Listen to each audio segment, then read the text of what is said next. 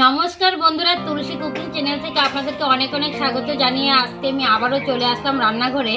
আর এখন কিন্তু কাঁঠালের সিজন, সবাই কাঁঠাল চিংড়ি কাঁঠাল আপনারা খান। আমিও আগে একটা রেসিপি দিয়েছি। আজকে কিন্তু আমি চিংড়ি কাঁঠাল করব না, একদমই মাংসের মতো করে আমি রান্না করব। মাছ মাংস কিছুরই দরকার হবে না, এই কাঁঠালের তরকারি দিয়ে এক থাল ভাত খেতে পারবেন। তবে আমি কেমন করে রান্না করছি আপনারা সঙ্গে থাকুন আর প্রথম থেকে লাস্ট পর্যন্ত ভিডিওটি দেখুন।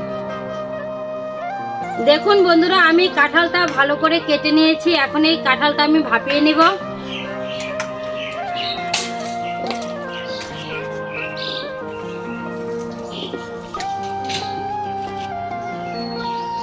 দিয়ে দিব জল,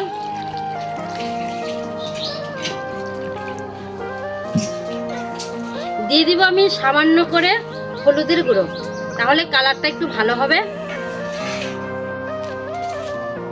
দিয়ে দিব আমি ঢাকনা, মোটামুটি 5 থেকে 6 মিনিটের মতো আমি ভাপিয়ে নেব। বন্ধুরা, এদিকে কাঁঠালটা ভাপানো হচ্ছে আর এদিকে আমি মশলার একটা পেস্ট বানিয়ে নেব। আমি দিয়ে দিব আদা,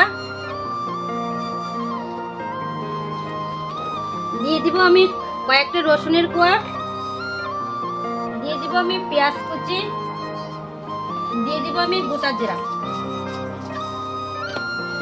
এখন তার মধ্যে আমি কিছু জল দিয়ে দিব আর দিয়ে দিব আমি টমেটো কুচি। এখন আমি ঢাকনা দিয়ে ভালো করে এটা পেস্ট বানিয়ে নেব। বন্ধুরা, এখন আমি ঢাকনাটা খুলে দেখে নেব। দেখুন কাঁঠালটা কিন্তু ভাপানো হয়ে গেছে, হালকা সিদ্ধ হয়ে গেছে। এখন আমি নামিয়ে নেব।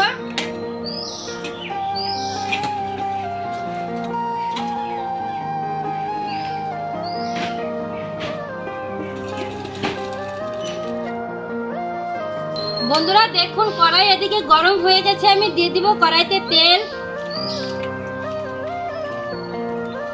আর কাঁঠালটা কিন্তু আমি ভালো করে এটা ধুয়ে নিয়েছি ঠান্ডা জল দিয়ে। আর আমি মাংসের মতো করে বড় বড় সাইজ করে আলুগুলো কেটে নিয়েছি। এখন এই আলুগুলো আমি ধুয়ে ভালো করে এটা লাল লাল করে ভেজে নামিয়ে নেব।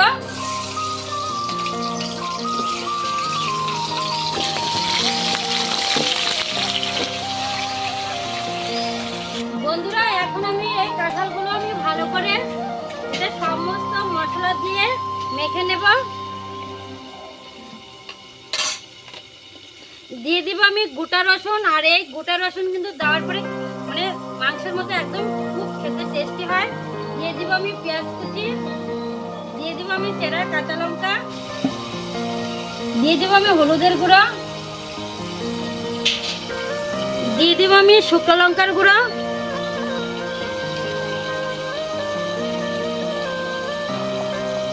দিয়ে দিব আমি ধনের গুঁড়ো, দিয়ে দিব আমি পরিমাণ করে লবণ,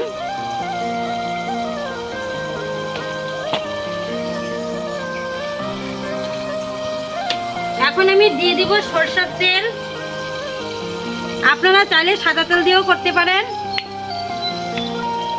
দিয়ে দিব আমি তেজপাতা। এখন এটাকে আমি ভালো করে মেখে নেব।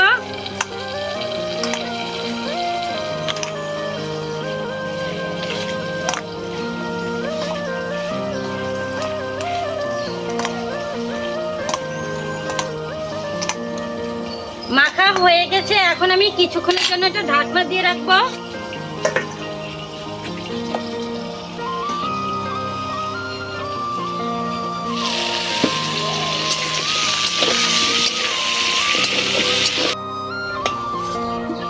বন্ধুরা দেখুন, আলুগুলো ভাজা হয়ে গেছে। এখন আমি নামিয়ে নিলাম। কড়াইতে তেল আছে, ওই তেলের মধ্যে আমি দিয়ে দিব সামান্য পরিমাণ করে তেল।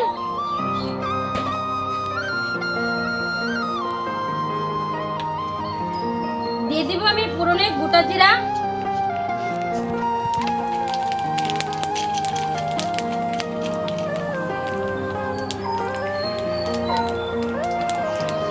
দিয়ে দিব আমি গরম মশলা, দিয়ে দিব আমি পেঁয়াজ কুচি।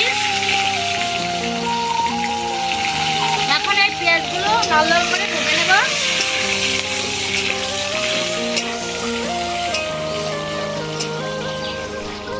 দেখুন পেঁয়াজগুলো মাছগুলো কিন্তু ভাজাই হয়ে গেছে। এখন আমি তার মধ্যে দিয়ে দেব আদা বাটা, রসুন বাটা, পেঁয়াজ বাটা, জিরা বাটা আর টমেটো বাটা একসঙ্গে।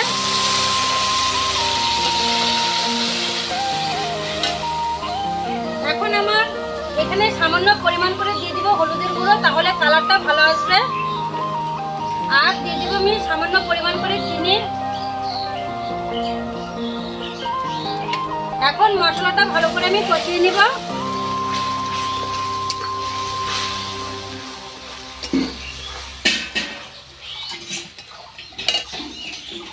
বন্ধুরা দেখুন মশলাটা কিন্তু কষানো হয়ে গেছে আর মশলা থেকে তেল ছেড়ে দিয়েছে। এখন আমি তার মধ্যে দিয়ে দিব এই মশলা মাখা কাঁঠালগুলো,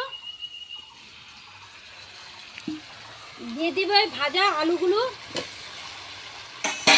আর এই গামলাটা আমি ধুয়ে মশলাটা ধুয়ে আমি একটু জল দিয়ে দিব।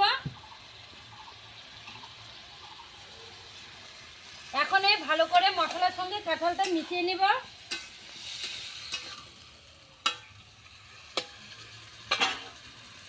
এখন আমি কিছুক্ষণ ঢাকনা দিয়ে এটা সিদ্ধ করে নিব। বন্ধুরা এখন আমি ঢাকনাটা খুলে দেখে নিব। দেখুন ঢাকনাটা খোলার সঙ্গে সঙ্গে একদম মাংসের মতো গন্ধ বেরোচ্ছে আর মনে হচ্ছে কি এটা আমি মাংস কষাচ্ছি। এখন আমি সবজিটা ভালো করে কষিয়ে নিব। দেখুন কত সুন্দর যে কালার হয়েছে। বন্ধুরা দেখুন কষানো হয়ে গেছে। এখন আমি দিয়ে দেব জল। আর আমি জলটা আগে থেকে ঘরে আমি ফুটিয়ে রেখে দিয়েছিলাম, আপনারা ঠান্ডা জলও দিতে পারেন। আমি দিয়ে দেব এখন জল।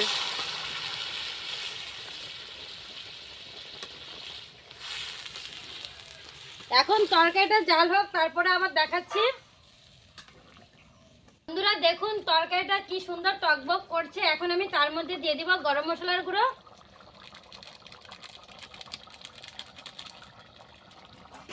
এখন ভালো করে এটা মিশিয়ে নিব। আর দেখুন না তরকারিটা যা হয়েছে না, মনে হচ্ছে কি আমি চিকেন রান্না করেছি। এখন আমি এটা নামিয়ে নিব।